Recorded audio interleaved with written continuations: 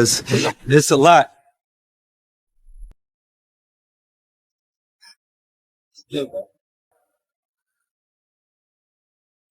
Meek Mill and P. Diddy matching outfits picture goes viral after Meek Mill comes up in this lawsuit, right? You got this lawsuit where this dude is suing P. Diddy and people been going through it.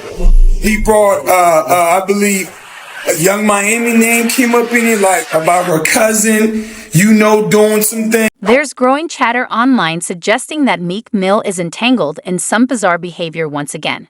Speculation claims that the federal authorities, after allegedly losing all evidence against Diddy, may have turned to their last resort, pressuring Meek Mill to testify. Rumors suggest Meek is being pushed to reveal shocking details about Diddy, with wild claims circulating about an alleged incident that has people talking. This controversy reportedly began with leaked audio of Meek Mill struggling and screaming Diddy's name, which quickly fueled public curiosity.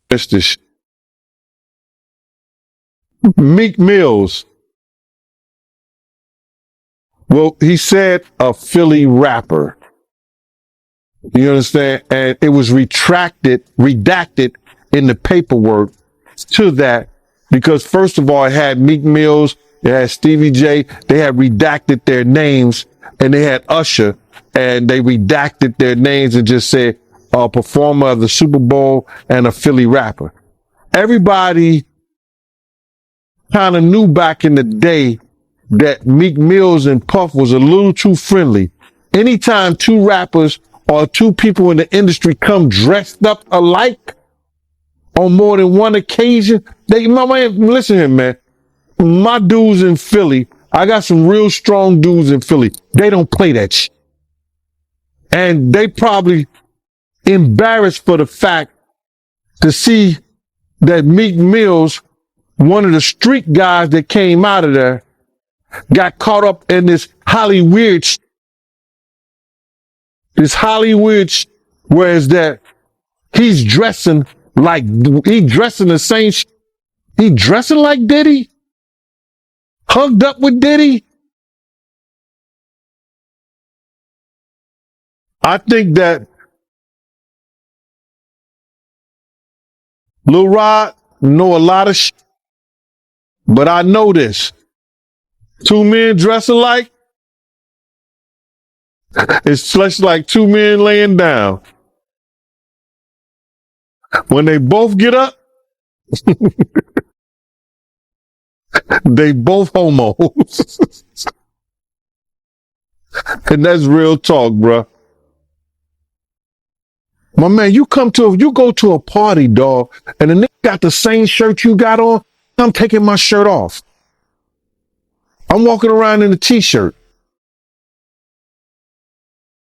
And then, not to blow Meek Mills up out the water or anything like that, it was said that they checked his Google search and all the other shit, and he was searching for some online gay porn and all the other shit like that. Oh, wow. That shit is crazy, bro. But listen, those are what, it's crazy that money, that lifestyle, and you trying to fit into something get you. These guys never set out to do all this shit. Meek Mills, when he got into the game, he didn't set out to be questioning about his manhood with Diddy. But he put himself in that. Many fans remember when 50 Cent was one of the first to hint at Diddy's alleged secret lifestyle. Now, a wild story has emerged claiming that Diddy once put a hit on 50 Cent, and that 50 barely survived the ordeal. According to this account, 50 Cent visited an acquaintance's apartment after overhearing a conversation about people plotting to kill him. In preparation, he asked if there was a bulletproof vest he could use. The person revealed that they had extra vests, which they had purchased from officers. Will Smith, you told me before that you was at a party before that they attended, and you said the party was weird. Tell me about that. Okay, This is boxer. His name Twan. He's from our neighborhood. He was married to Tanisha Arnold. So Broad played Pam on Martin Lawrence. We went to the party with her. I mean, it was matter of fact, it was a set it off party. Jada Pinkett, Vivica Fox, all of them was there. You know what I'm saying? It was just seemed like Puff and Tupac was like a couple, seemed like to me. It was just a lot of weird shit going on, you know what I'm saying? The vibes ain't there. I guess that's what Tupac was talking about, the Illuminati and shit. It's like Vivica Fox was with this big gay man. He was 6'9". They called him, his name 6'9". He had the red hair with a big old booty and shit. Nobody was gay and I'm like, what the fuck is going on here? It's just a lot of weird shit, dude. You know what I'm saying? That shit, it ain't right. You know what I'm saying? I guess that's what Tupac, I guess he wanted to get up out of the Illuminati or something. But I seen her there. Matter of fact, MC Lyte pulled off with Tanisha Arnold. You know what I'm saying? In her brand new 560, black one. Yeah, that shit weird, dude. Yeah, that's some weird ass shit going on, you know? Yeah. And what was Tupac doing at the party, yo? Him and Puff was there together. They was there, you know what I'm saying? That's why I don't know how they fucking fell out or nothing like that. They was road dogs, you know what I'm saying? They even got pictures of him. He got on that blue sweater with the turtleneck. Him and him hugged up like this with the black hat. Yeah, you ever seen that picture?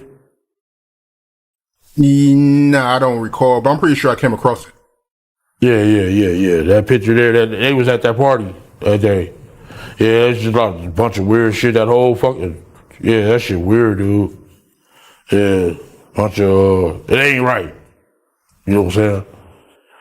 I'm not no gay basher or nothing. I mean, none of that shit, but that shit ain't right. You know what I'm saying? That whole party was weirdoed out. Yeah, and it was Jada Pinkett. What? You saying the whole party was weird. What did you see at the party that made it weird? I mean, I'm confused. I guess it was the Illuminati. It's just weird. I know I wouldn't want to be part of no shit like that. You know what I'm saying? You know, I'm from the old school, dude, and that shit wasn't really tolerated with my generation. You know what I'm saying? Yeah, hate crime, yes, but it's more tolerated these days and nothing like that. It's more, you know what I'm saying, more open now, you know what I'm saying? But back then it was kind of fishy, you know what I'm saying? Still kind of fishy, you know, but it's more, you know, out there now. The incident y'all had with Warren G and Kid Frost, tell me about that, my man. Okay, Kid Frost had gave a party at the House of Blues. One of our big homeboys wanted to go with us, you know what I'm saying? So he went with us and he said, "Oh, you young niggas have fun." So one of Kid Frost's homies still on my big homie.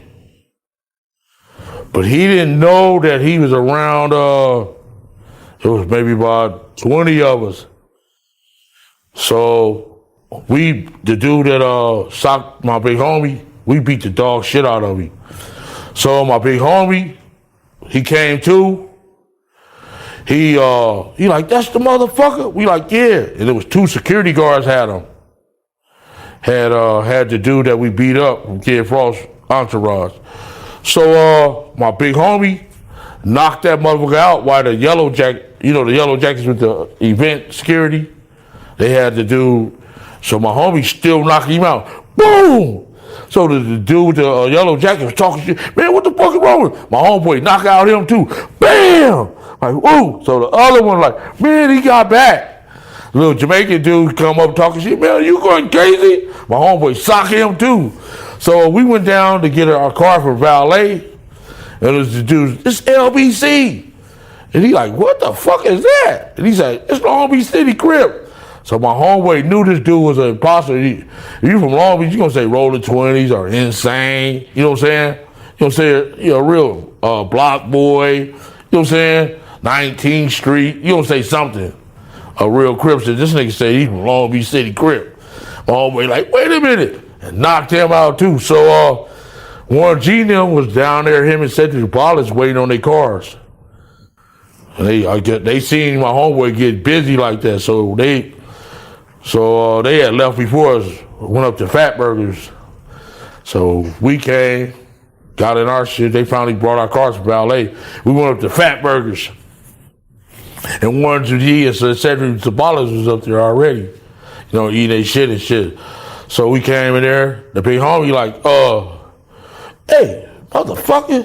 He pointed at Cedric Sabalas, like, man, you been dumping us for years, man. I'm losing all my motherfucking money betting on your motherfucking ass. So Warren G was right there. He like, my homie like, man, that's a nice ass watch. So he like, man, let me try that on. You know what I'm saying? So by then, my homeboy, somebody got my homeboy attention, and he turned his head. Shit, Cedric Sabalas and what's his name was in the, he was in the Ragtop 500 Benz. This motherfucker like jumped off. I mean, he drove up off the motherfucker. He didn't even pay attention to the curve. He jumped off of the curve instead of using the driveway. That shit was funny as fuck. My homeboy like, damn, he almost bust his whole fucking engine block. Yeah, that shit was funny as a motherfucker. Like, damn. Yeah. 50 tried one of the vests, but it was too large for him. So the acquaintance gave him a smaller cover that fit over the vest he already owned. The acquaintance also warned 50 Cent that his enemies were serious about coming after him.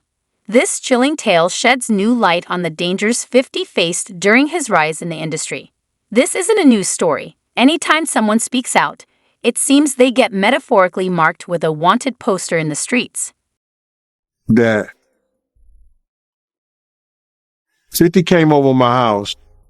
He met me at the apartment because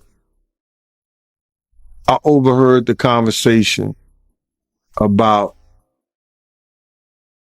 these guys wanted him dead. So he asked me, did I have a vest? I said, yeah, I got a bulletproof vest. So I had some extra vests because I used to buy them from officers and stuff like that. And he came over, he tried the vest. It was too big for him. You understand what I'm saying? The vest was too big for him. So I gave him a smaller cover for the vest pass that he had. And I had told him that those guys were going to come out and try to get him. And we had the conversation. I'm not going to mention that because I talked about it in my book. 50 then told me he was going to handle his business. But he had to go out to Cancun first because he was going to do the How to Rob the Industry song out there. They had gave him $5,000. I think he's probably get 10 or 5, but they had gave him some upfront money. So then I told him we good out at Cancun because I had met some guys who worked with the syndicate, and I used to go out there every year because I used to do the security at the door at Daddy O. So I knew this guy. He was Puerto Rican, but he was working out there with the syndicate. So if I needed something, whatever I needed, he would make sure I have it in Cancun. So now, long story short, I told 50 he was going to be good when he come out there because I was going to bodyguard him. So then he said, all right, cool. So I'm calling 50. Because he didn't show up. So then I'm walking through the hotel and his manager, got his manager name, said, yo, Big Gene, what's up? He said, I need to speak to Chaz. I said, well, what's up? He said, 50 shot. He's in ICU. They don't know if he's going to make it. I want to know if I'm all right. I'm going to be all right. I said, so what the fuck you need to speak to Chaz for? And what the fuck is you doing in the pool? If he's shot. I went and got a phone card. I paid $100 for a phone card. You only get like 10 minutes on them. And I start calling 50 phone. And this girl eventually picked up and I said, yo, tell 50 this Gene. And she said, okay, Gene. I said, is he all right? She said she was going to make it. He going to be all right. I'll tell him you called. So the next time I saw 50 after that, he was, It's Your Birthday song. And we were in Puerto Rico at Jack the Rapper. And I was with the Black Hand clip, right? 50 wasn't speaking to none of them at the time. I was sitting over by the side. He came directly over to me. He said, yo, Big Gene. I said, what up, 50? He said, they can't stop what God got planned.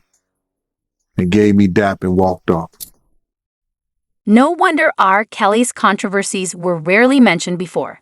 The industry's history is full of shocking events. Biggie's untimely death, Tupac's tragic murder, and then the infamous rivalry over who was the top rapper. The feud between Nas and Jay-Z stands out as a prime example. Soon after their intense clash, rumors swirled that Nas suffered a nervous breakdown, effectively removing him from the game. Tupac died, and then there was the fight between who was the top rapper now, Nas and Jay-Z, and then the next thing you know, Nas has a nervous breakdown and he's taken out of the game, and it's all Jay-Z. It's all Jay-Z. It's all Jay-Z. And he was working with R. Kelly, and they were making so many records together. You know, they made all of those records together. They both fucked Aaliyah. Jay-Z Unplugged. Yeah. The Jaguar Riders there, Yeah. Heart of the City. Yeah. It's the 21-year anniversary. It's the 21-year anniversary, and I don't think we've seen nothing like that since. And I know you posted it. We're going to talk about the network, but I know you posted it and put it out there. I want you to touch on either the genius or the insanity of Jay-Z. This man, as far as what he's done since then, is, either preordained, destined, or he had a plan. But it seemed like he geared himself towards it. But you were there to witness it firsthand from what he was back then. I just want you to because, not many people have a firsthand account of what this man is doing and what he's about to do. In 21 years, I have never had anything to say about Mr. Sean Carter other than the fact that we had a pleasant working relationship and he was an excellent businessman. 21 years. 21 years. And after 21 years, what I will say to you is this. The first time I ever saw Jay-Z or even heard him spit a rhyme was at an MC battle, street battle in New York. But he didn't show up as Jay-Z. He didn't show up as the hottest rapper on the street. He showed up as the nigga that was with Big L. Rest For in those peace. of you. Rest in peace, Big L. Rest in peace, Big L. One of the That was the dopest. sensei. One of the dopest. Yes. Big L was who put Jay-Z on. Without question. And then Big L died, and then the next thing you know, Jay-Z.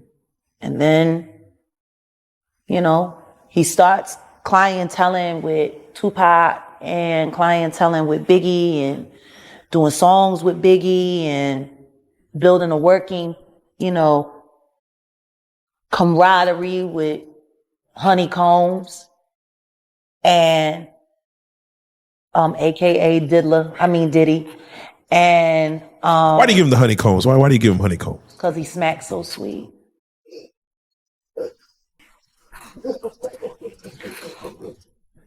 That fucking sodomite. Anyway, so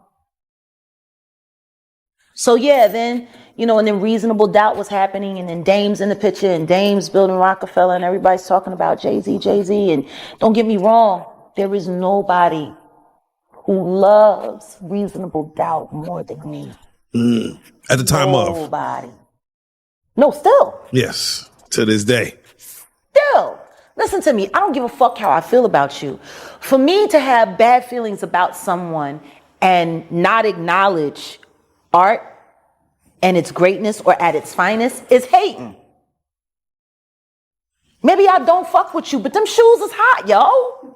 You know what I'm saying? Like, you gotta be real.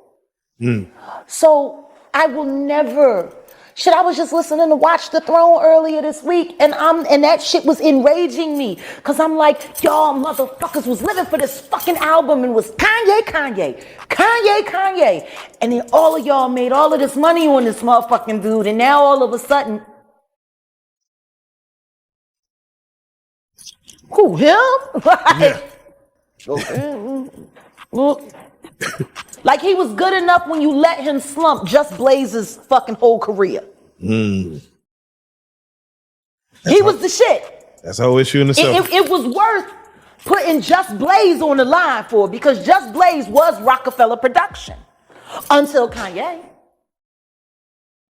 Yeah.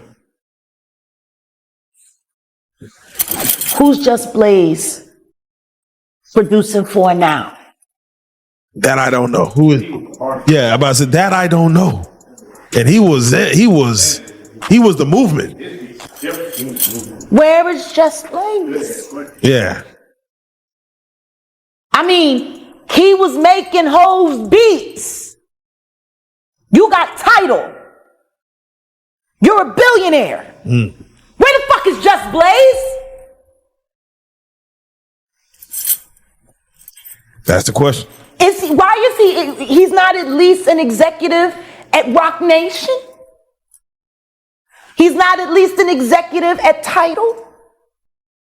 At least. Like I said, Biggie died, Tupac died. And then there was the fight between who was the top rapper now, Nas and Jay-Z. And then the next thing you know, Nas has a nervous breakdown and he's taken out of the game, and it's all Jay-Z. It's all Jay-Z. It's all Jay-Z. And he was working with R. Kelly, and they were making so many records together. You know, they made all of those records together. They both fucked Aaliyah. They shared so much in common. You know? And then there was a falling out. And that's like it never happened. Whoever talks about best of the both worlds, best of both worlds. Nobody talks about that. Nobody talks about this shit. Nobody talks about that project. That nigga swept that smooth under the rug. Why? Yeah, we know why. You know what? I got a better question. Yeah. How valuable is a Biggie Smalls verse? Yeah. Puffy has been making money off of Biggie's name for longer than Biggie was alive. People keep forgetting he hadn't turned 25 yet. He was still 24 when he died. It's been over 25 years. Fucking Puffy has been making money on that boy's name longer than he lived. It supported all of Bad Boy. His catalog. Clearly, a Biggie Smalls verse is very valuable. Am I wrong? Does anybody disagree with me? No, that's facts. So then what the fuck happened to the commission? What happened to that album? Right. It was recorded. It was being mixed and mastered upon Biggie's death. It was supposed to have came out that summer after Biggie's album, because Biggie's album was slated. He died a week and a half before his album came out. Then the commission was supposed to come out, and that was supposed to be his exit from Bad Boy. And then starting his own company. So tell me something. And this ain't me being an asshole. I think everybody that knows Sean Carter knows that he will slump anyone in any relationship for $1. Look at how he did Dame. Like, I don't give a fuck if you wanted to get away from your homie, if you wanted to get away from your partner. But to do it the way he did it, it's malicious. But maybe that was because he was fucking the girl that didn't want you. Oh. Let the church say amen. I don't know. Maybe that's why. Maybe that's why you moved his ass around and out of Rockefeller so tough and then just moved right over to Def Jam. By the way, wasn't this all around the time when Aaliyah died? Yeah. And Beyonce's solo career was struggling? Jam on your horn now, that fucking bullshit ass record. from the Austin Powers shit. It was some of the worst shit ever. They were having a hard time taking her solo. And then Aaliyah died. And then they brought Rich Harrison in, and you know, kind of think it's crazy right now. She liked posing with him in pictures for Page Six. Aaliyah didn't. She fell in love with Dame. And Aaliyah's gone, and, you know. You have to start asking yourself questions after being in this business for this long. If you're a halfway intelligent person, when do you start questioning how lucky some motherfuckers keep getting? Right. Yeah.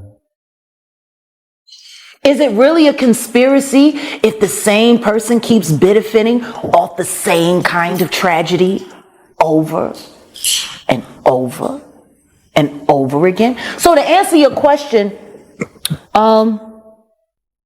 I'm sure he's always going to be a billionaire, and I'm sure he's got great things to happen. I mean, look, he's got the job with the NFL. He's hooking all his friends up with the halftime shows. I mean, think about it. Think about the halftime shows. Jennifer Lopez, Shakira, all Rock Nation. Now Rihanna, and then we had the whole LA thing, which of course he was involved in that, and then they pulled Mary J. Blige off to, you know, make sure she got that money for Kindle, and you know, they had that whole moment, you know, but all he's doing is using his friends and the people that he fucks with, or at least the people that signs his non-disclosure agreements.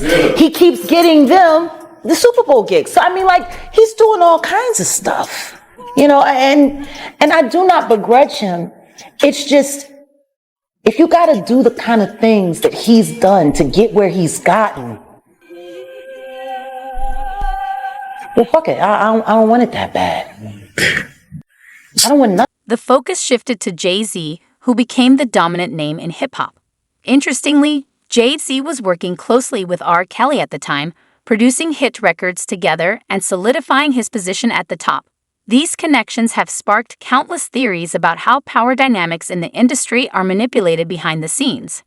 The rumors surrounding Diddy's alleged private life have always been controversial, with claims involving strange behaviors, questionable kinks, and interactions with multiple men. Some of these stories are so outrageous that they're difficult to explain. Here's the thing.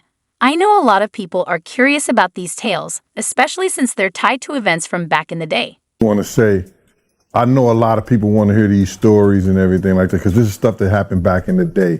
And then maybe that if they knew there was going to ever be a YouTube, or they knew there was going to ever be social media, a lot of the stuff probably wouldn't have got played out like it did. But things happen, and these are just stories from the past. I would like to use that as what you call that, just to clear the facts up what's going on. But it all started, we was in Atlanta, and this story starts when I'm with Puff, and he's in exotic bookstores, and he's doing shopping, right? He's shopping, getting his stuff and everything like that. So, you know, this is the first time I was ever in an exotic bookstore with Puff. So, you know, I'm giving him his space. He's taking things off the shelves and stuff like that, because they gave him a brown paper bag. When they gave him a brown paper bag, he was just putting stuff in there. So I said, damn, you know, he got to go put it on the counter and, you know, show everybody what he's getting. So as he going, I'm just looking at the places where he picking stuff from.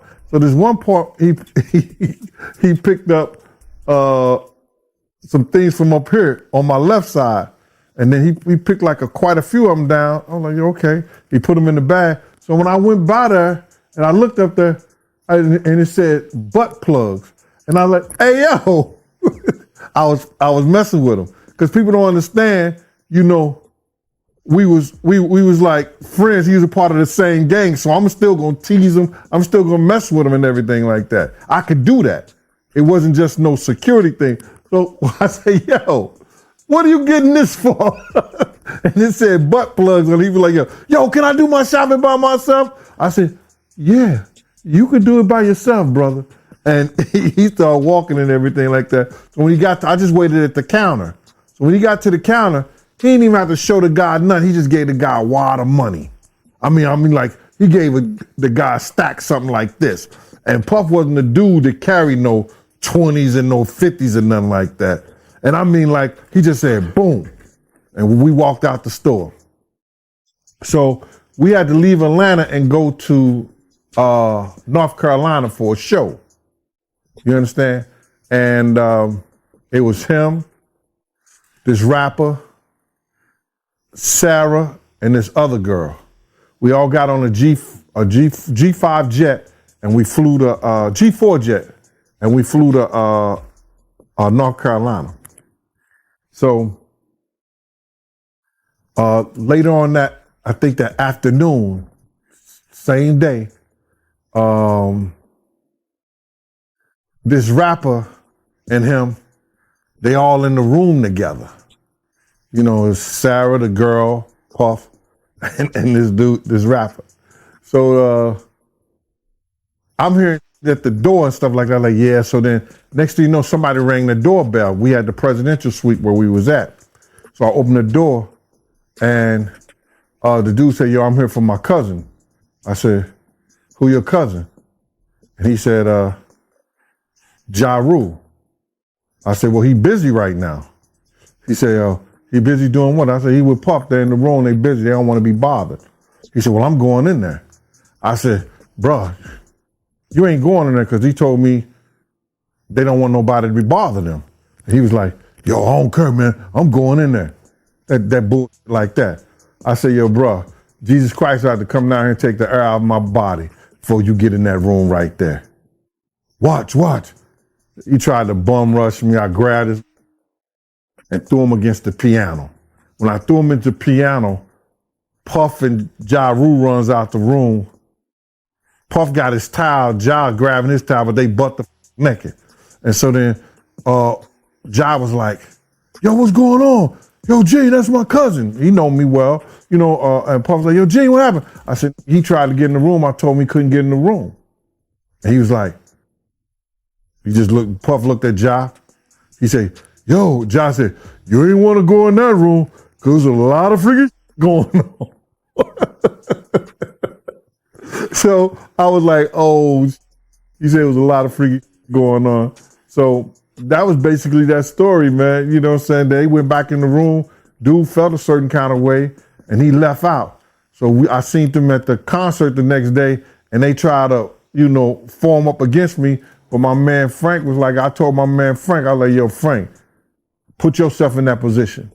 Somebody trying to get in the room and Ja told you don't let nobody get in the room. What would you do? Now, y'all can do whatever y'all want to do, man. But you know I ain't taking no losses. He said, yo, you good, and that was it.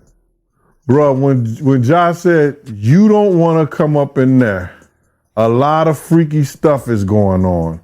You got to use your mind. What they was doing with those butt plugs. right.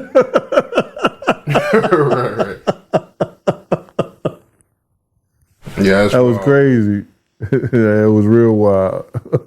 But let's be real. If people back then had known platforms like YouTube or social media would one day exist, much of what happened might never have come to light. These stories are part of the past, and I want to be clear that I'm not here to add fuel to the fire, but rather to provide some context. One such story starts in Atlanta, where I was with Puff. It all began when he went shopping in an exotic bookstore, and things spiraled from there. Morning, my guy. Man, happy to be here, bruh. Representing Houston today with this Astro Rockets, the Astros on here, you know what I'm saying? The Houston Rockets, everything about Houston today, man. Salute to those people that just went out there and had to go through that I guess it was some kind of hurricane, tornado, rainstorm, whatever, man. I got a lot of family out that way, man. I just hope everybody's out there good. Showing love to my city, man. I appreciate that, man. But yeah, man, it's, man, it was crazy, man, with that hurricane. I mean, all the power was off. So, we finally getting the power back. So, everything good. Yeah, all right. Well, let's put some light on this right here, man. Let's go. What you got to ask me today, Mighty? What's good? Hey man, the first thing I want to ask you about is Ice Cube. He came out with a comment that went viral. God. He said that he feel like Diddy is being targeted. How you feel about him saying that? My man, Ice Cube was saying what, if you read through the line what Ice Cube was saying, he was saying that all us or all of them has done the same Diddy been doing. And because he pissed somebody off, they targeted him. They're going to make an example out of him. Whatever you do at this point in time, you understand, we going to crush everything that you got to show the other people behind him. You don't come out and speak up or speak out on us. What Ice Cube was saying, brother, was that it ain't only Diddy picked on, targeted. That means there's other people that they know, but they just not going to say anything about it. You understand? They're not going to use them right now and put them up on a pedestal and knock them down like they doing Diddy. If Diddy hadn't done anything, if Diddy wasn't involved in anything, ain't nothing they could do to you. They could come at you, but if you got enough money like he had enough money, you understand? Whatever they say, the lies don't stand, bro. The truth stand. So Ice Cube saying that, I was a little disappointed. But what he was actually letting y'all know was this. It ain't only Diddy. There's other people. But because he came out and called those people racist, because he came out and tried to put a lawsuit against them, they gonna show him you don't bite the hand that feeds you. That's what that was all about. I met Ice Cube before when Puff was doing a video with Fabulous in California on the beach. Ice Cube, within walking distance, was doing beauty shop at this what's it, beauty? It was barbershop at this place. I guess it was a barbershop right there next to the beach or whatever. He was shooting it there. So Kobe was there, Fabulous, Puff, and then we went over to the set of barbershop. I met him before, a good brother, man. But all he was saying in a slick way was that it ain't only Puff. Puff ain't the only one that's doing this. He's just being targeted about what he has said and what he did, bro. Yeah, I know Cube, he getting a lot of backlash right now for that comment. Yeah, he ain't the only one. Look what Misa did, bro. Puff baby mama. First she was saying, yo, you went from making hit records, 6 songs, traveling the world. Now you selling alcohol and death to the kids or something like that. And now she done came to his defense. You're going to have people come to his defense and say things because they know that they could be next or their legacy could be gone because of what he did and how he operated. She knows that Justin could lose everything that he had in Justin's name. All the people that sue him, if half of them win, that's a whole lot of money. He'll never get the endorsement. He'll never get what he had before. She see that now that Justin and anybody that's a part of him can lose what they have and not gain anything behind none of this. So I want to ask you, your personal opinion. Do you feel like Diddy is being targeted? Do I feel like he's being targeted? Yeah. I feel like that he's getting what he deserves. Point blank. Man, listen to me, man. All the stuff that he's gotten away with over the years, you know what I'm saying? Smacking people,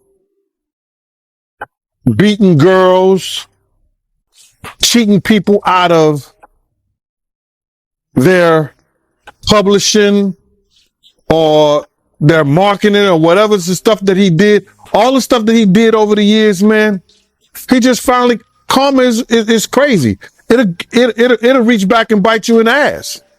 And he's just getting what he deserved. Targeted? Yeah. Good. But they're going to be able to prove some of the stuff that he's done. Yeah, it ain't looking too good for him. Not at all. Not at all. And it won't be looking good for him. They got enough witnesses, man. They got enough evidence against him. There's going to be,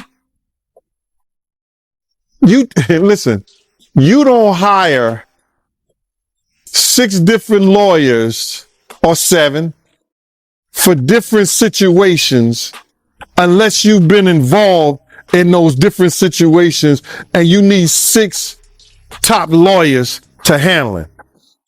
You're talking about drugs, talking about guns, talking about sex trafficking.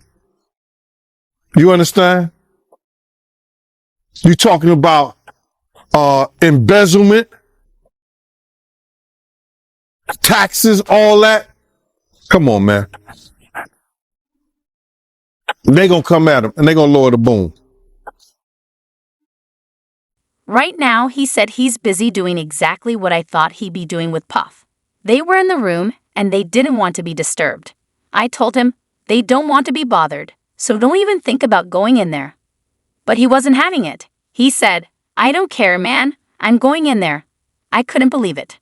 I stopped him and said, bro, Jesus Christ himself would have to come down here and take the air out of my body before I let you into that room right now. Watch and see. You know, I love y'all when y'all act like this on YouTube, like y'all haven't been hearing Reggie Wright speak on this stuff.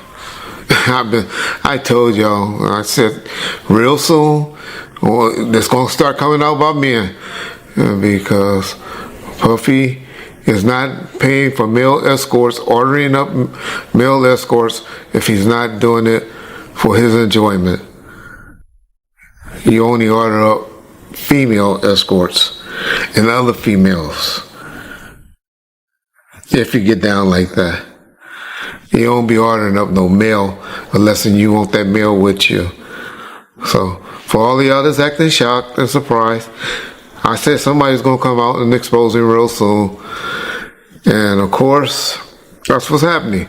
It's unfortunate that stuff like that happened to people. I know y'all believe in that Illuminati stuff. I don't believe in Illuminati. I'm gonna tell y'all up front. And y'all say now because the powers in the be is not protecting Puffy is the reason that these people are coming out and suing them. Well, that ain't why. Because now once you pay out people, and that's why when he paid out that judgment, and the next day I told him that was bad. Because when attorneys will take on cases and say, hey, this dude paying out this quick, he'll pay us $1 million right quick, or $300,000, whatever, if he wants stuff to go away. And, you know, I'm sure those insurance companies that he has that mainly y'all don't know is the one that be paying those things out.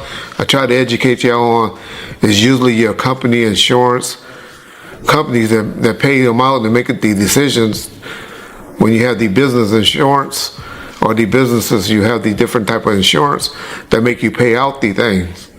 Because by the time you have all the different lawyers and stuff involved, it's just as quick to settle a case. So that's unfortunately is what's happening to Puffy. Everybody's going to come out of the woodworks suing him.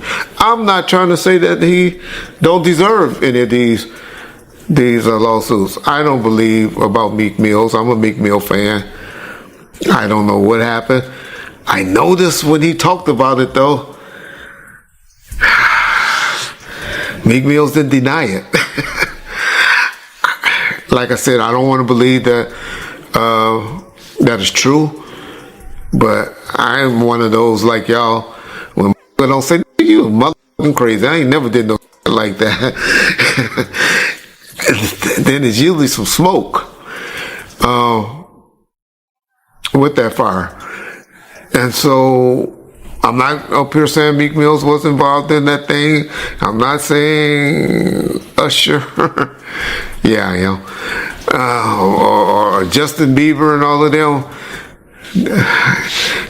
Puffy gonna turn out to be our modern day. Oh, y'all about to get mad. He gonna be our modern day Michael Jackson is what Puffy turning out to be, in my opinion. That's my opinion only. I know black folks get mad when we say Michael was doing that stuff, but I believe Michael doing things with little boys as well. That was my opinion. Y'all asked me how I know. I know an alleged victim that was around us. He's a very, very good friend with Ray J today. But anyway,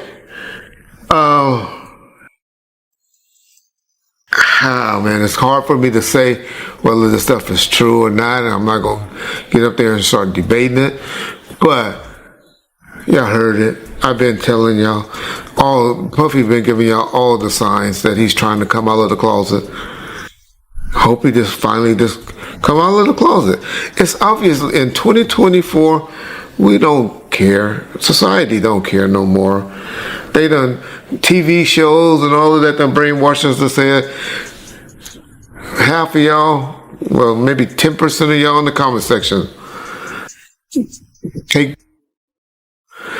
And hey, that's just the era we live in. I have a problem with gay. You say, well, why you care what a man doing and all that? Because that's one of the main reasons that God flooded the world and set the world on fire and did all the stuff that he did, because he was mad when he found out that men were down here having sex with animals and having sex with other men and stuff like that. That was the one thing that pissed off God.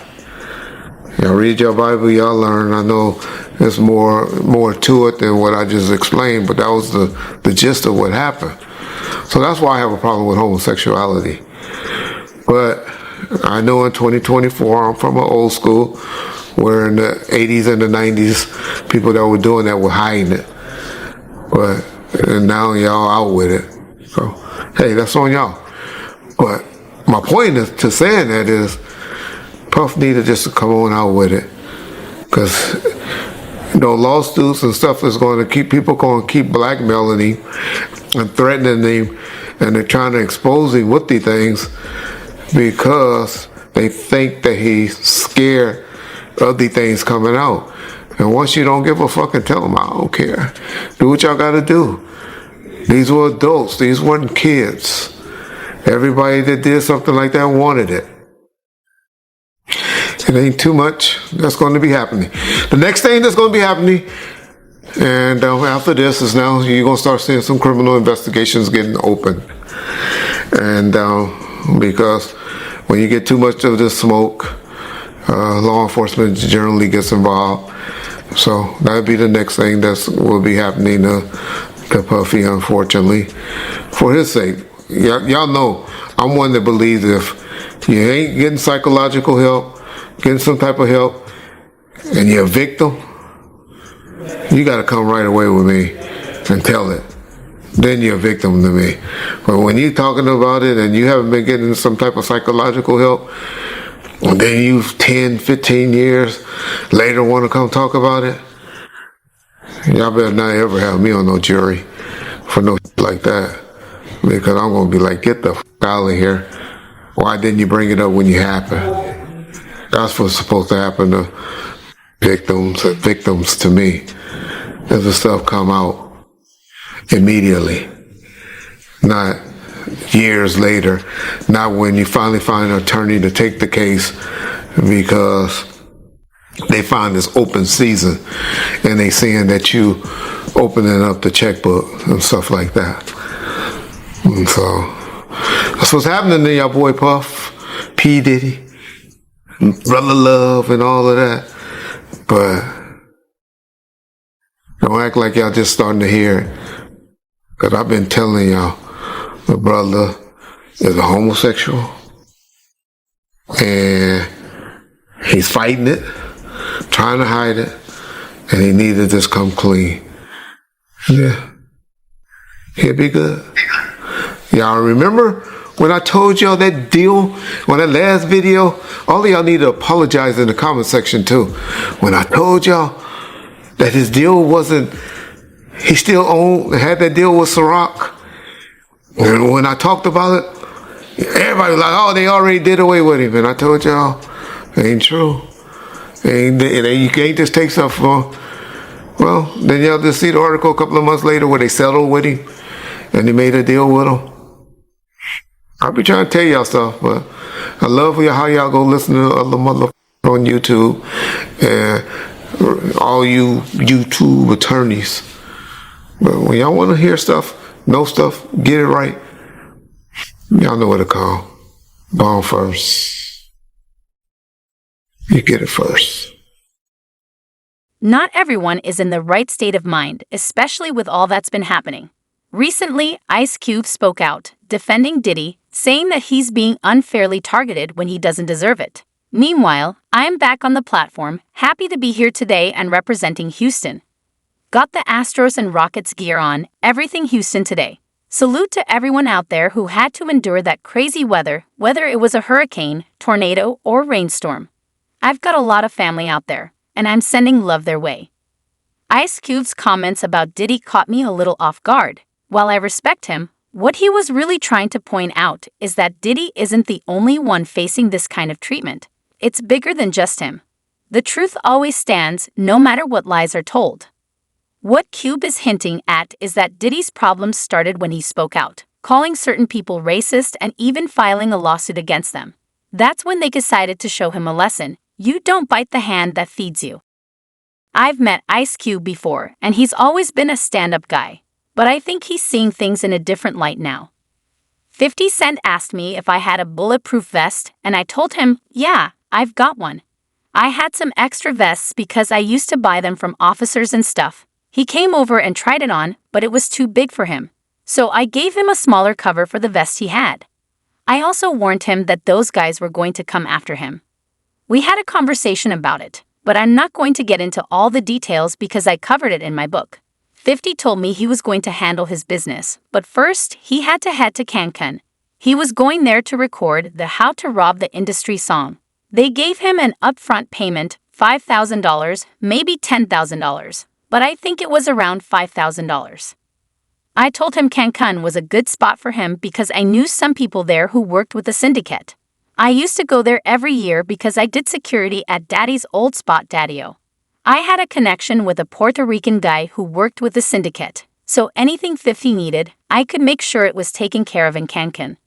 Long story short, I assured 50 that he'd be safe when he got there because I was going to be his bodyguard. He agreed, but when I called him, he never showed up. I know you posted about it and put it out there, but I really want you to dive into the genius, or maybe even the insanity, of Jay-Z. This man's trajectory, from where he started to where he is now, is nothing short of extraordinary. Whether it was all preordained, destined, or part of a calculated plan, it's clear that he strategically shaped his path. You were there to witness it firsthand, seeing who he was back then and how he transformed. Not many people have that perspective on Jay-Z and what he's been able to accomplish. So I'd really love to hear your take on it, as someone who saw it all unfold. I'm not going to go into all the details of our conversation because I covered it in my book.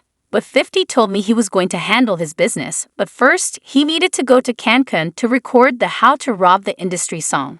They had given him some upfront money, $5,000, maybe $10,000, I'm not sure. But they made sure he had funds. I told him he'd be good in Cancun because I knew some people there who worked with the syndicate. I used to visit Cancun every year, doing security at the door at Daddy's old club, Daddy-O.